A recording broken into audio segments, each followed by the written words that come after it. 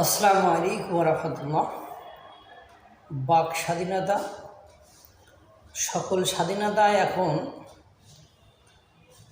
একমাত্র তৌহিদি জনতায় ভোগ করবে, বাকি অন্যরা কেউ কোনো স্বাধীনতা ভোগ করতে পারবে না, বা তাদের মতের বাইরে কোনো স্বাধীনতা যে থাকতে পারে বা তাদের মতের বাইরে কোনো স্বাধীনতা আছে, এটা তারা হয়তোবা ক্ষমতা পাওয়ার পর থেকে ভুলে গিয়েছে। চট্টগ্রামে শহীদ দিবস উপলক্ষে আয়োজিত এক অনুষ্ঠানে কবিতা আবৃত্তি করেছিল এক কবি। সেই কবি সেখানে বঙ্গবন্ধু, জয় বাংলা, তারপরে এগুলো বিলুপ্তি হওয়ার কথা বলেছে, বা ভবিষ্যতে শহীদ মিনারও বিলুপ্তি হয়ে যাবে, ধ্বংস হয়ে যাবে, এই ধরনের কয়েকটি কথা বলায় জাসাস সংগঠনের লোকজন সেখানে যে সরাসরি বাধাগ্রস্ত করেছে এবং অনুষ্ঠানটিকে বন্ধ করে দিয়েছে।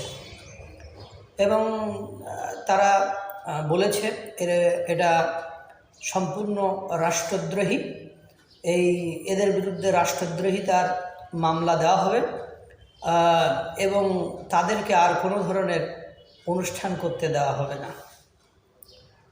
বাক স্বাধীনতা মানে হলো যে যারা ক্ষমতায় আছে তারা যে ধরনের কথা পছন্দ করে ওই ধরনের কথা বলা। বাক স্বাধীনতা মানে যারা ক্ষমতায় থাকবে তারা আপনাকে যেভাবে উঠতে বলবে, বসতে বলবে, কথা বলতে বলবে সেভাবে কথা বলা। তারা একের পর এক আইন, মানবাধিকার, সংবিধান লঙ্ঘন করে যাচ্ছে। এই সংবিধান লঙ্ঘন করে যাওয়াটা তাদের কাছে বাক স্বাধীনতা। কারণ বাক স্বাধীনতা মানে কি, আমি আমার মতামতটা প্রকাশ করব, সেই মতামতে কেউ হস্তক্ষেপ করবে না।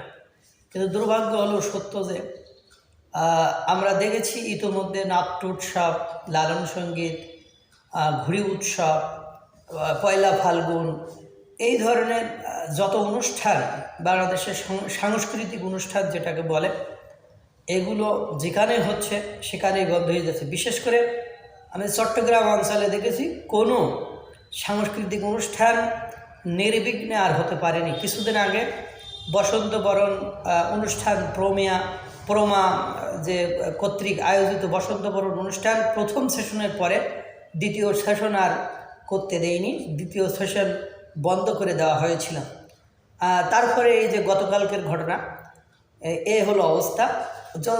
যদিও সংস্কৃতি উপদেষ্টা মোস্তফা সরোয়ার ফারুকী, ওনার শুভবুদ্ধির উদয় হয়েছে এবং তিনি যে বলছেন মানে আর কিছু শিখুক আর না শিখুক, মিথ্যা কথা বলা, সাফাবাজিটা করা, এটা ক্ষমতা পাওয়ার পর থেকে মোস্তফা সরোয়ার ফারুকী শিখে গেছে। এভাবে যদি চলতে থাকে গৃহযুদ্ধ অবসম্ভাবী, সেটা বলার আর অপেক্ষা রাখে না। আল্লাহ তাআলা সকলকে ভালো রাখুক, সুস্থ রাখুক। আসসালামু আলাইকুম ওয়া রাহমাতুল্লাহ।